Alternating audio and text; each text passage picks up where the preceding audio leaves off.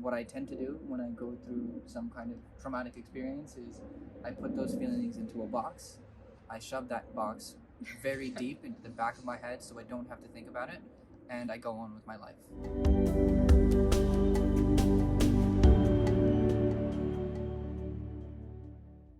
Hi everyone, my name is Sonam Sandhi. I am here today with Roshan, a dear friend and who's now become like family. And I kind of just wanted to talk to everybody a little bit about Reiki, and not from my own experience because I feel like I talk about how it's changed my life so much, but with Reiki, meditation, sound healing. But I kind of wanted to start to bring in some of my clients and dear friends that have experienced it to see how it's changed their life and what their experience has been like. So for Roshan, did you have any experiences with Reiki, meditation, sound healing, anything like that before you had done your session with me?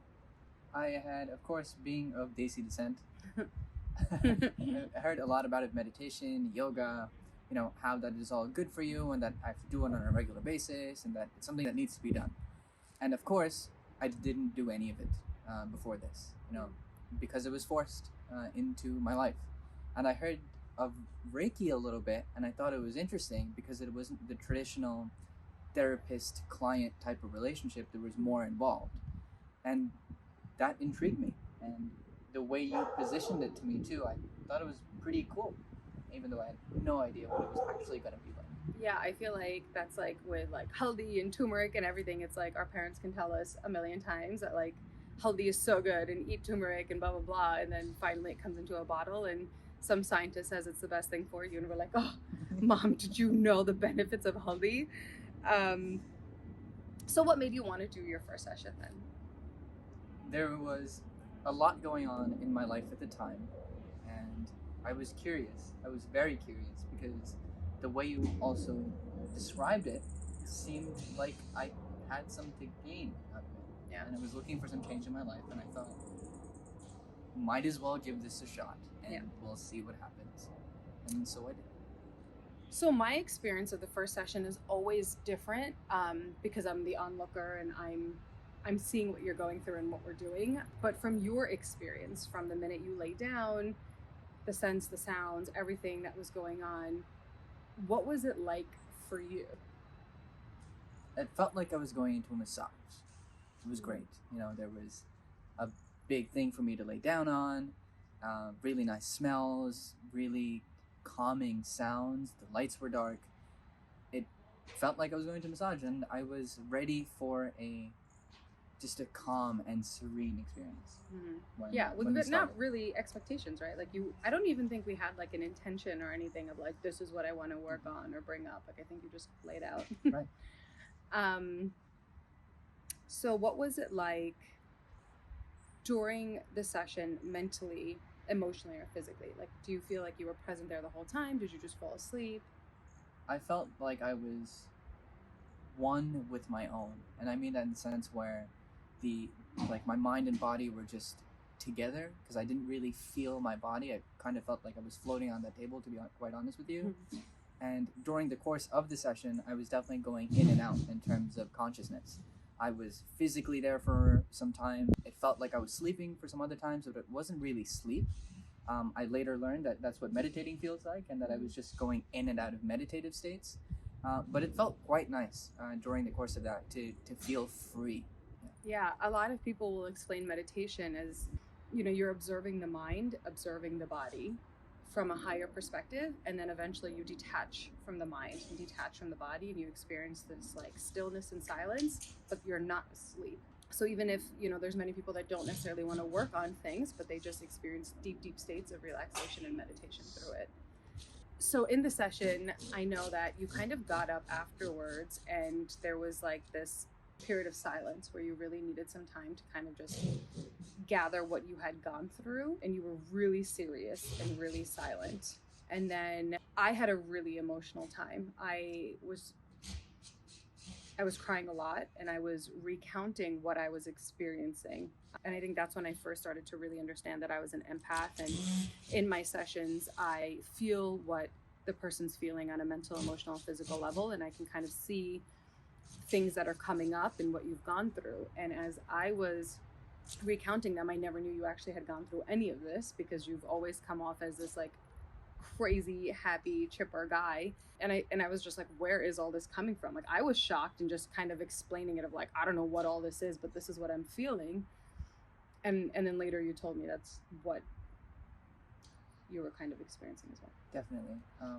You know, during the course of that session, not only did it take me out of the physical self, but I felt like I was able to look back at my life and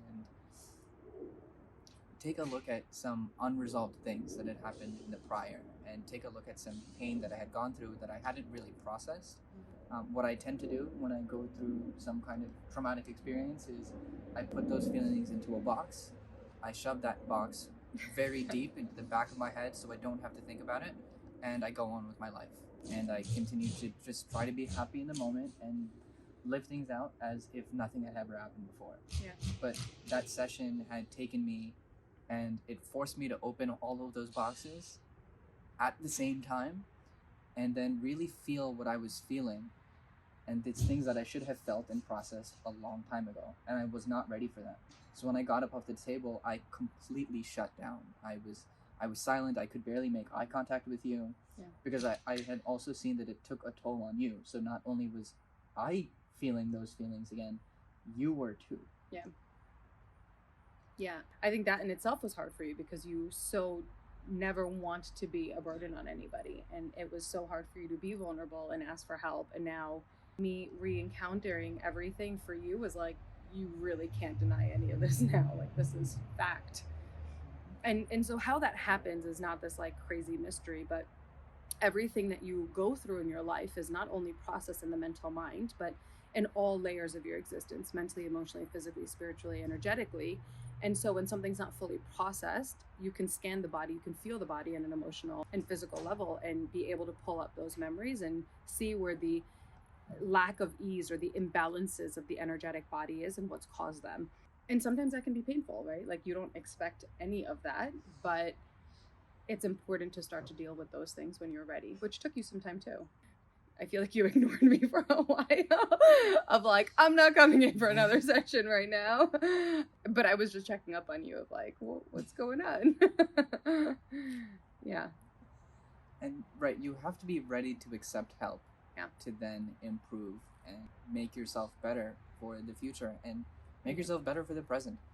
And at first, I was not ready to accept help at all. You know, over the course of the last several years, people have told me, after I've told them some of what I've been through, to seek therapy, to talk to someone who's professional, and really try to seek help. And I wasn't ready to do so. And a big reason of that was because I didn't want to burden anybody with my previous pain. I wanted to always come off with that as that happy-go-lucky person. Yeah. So even acknowledging that sometimes is really hard. That was the hardest part, was first acknowledging, and second, understanding that I deserve the help and that I deserve to get better. What I also experienced was, not only was I crying, I was holding the right side of my head, and I was in immense amounts of pain.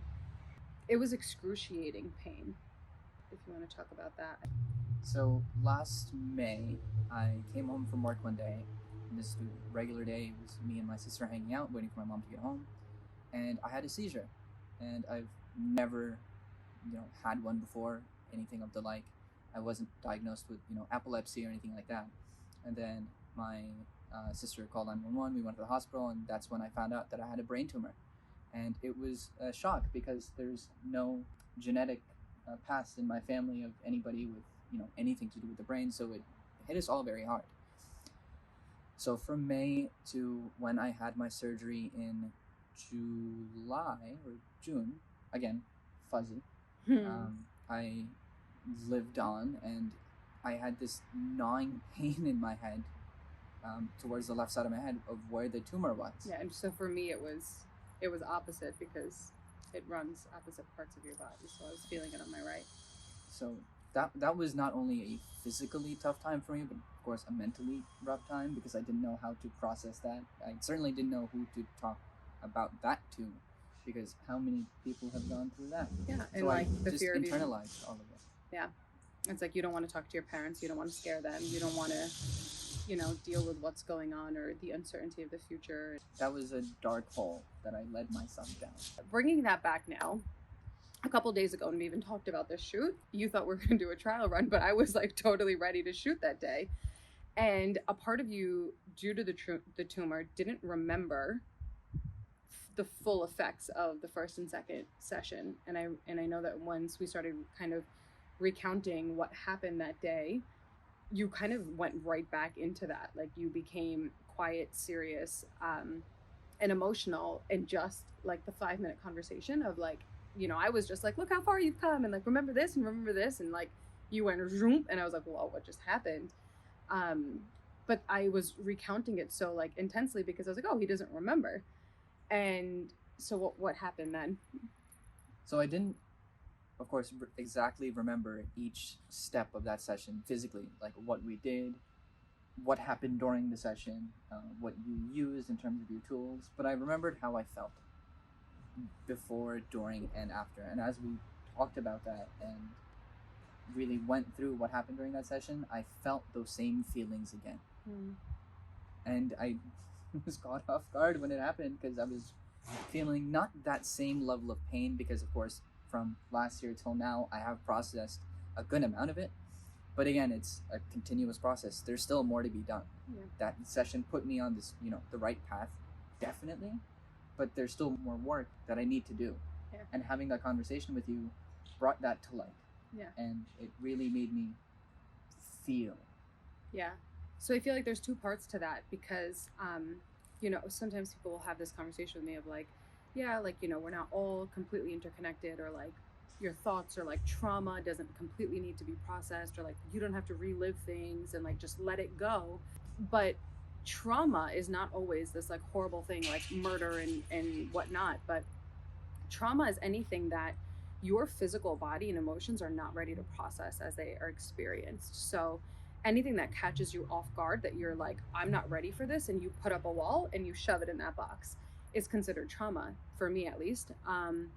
And so what's also amazing is that when you don't process something, or even if you do, everything that we go through in our experience is experienced on all of our levels, mentally, emotionally, physically. So even if you don't mentally remember what it is that you've gone through, your physical body and your emotions still remember. And it was fascinating to see that present itself yet again, and talking to you, and you're like, well, I don't necessarily remember because of some memory loss, but you physically and emotionally remembered everything all over again, and just kind of opening up that experience, that portal again.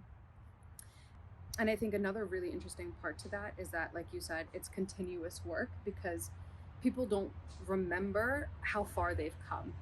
And you're constantly evolving, so you're just like, oh, this is the new me and this is the new me. But to see you come so far is like amazing. It really is. It's amazing to see how much of your life you've been able to kind of get control of, and be able to be so present, even though you've had things come up that, like, a tumor would scare the crap out of anybody at any age, and for you to go through that at such a young age and still be able to live in the moment and still be so present is like amazing. I'm doing my best.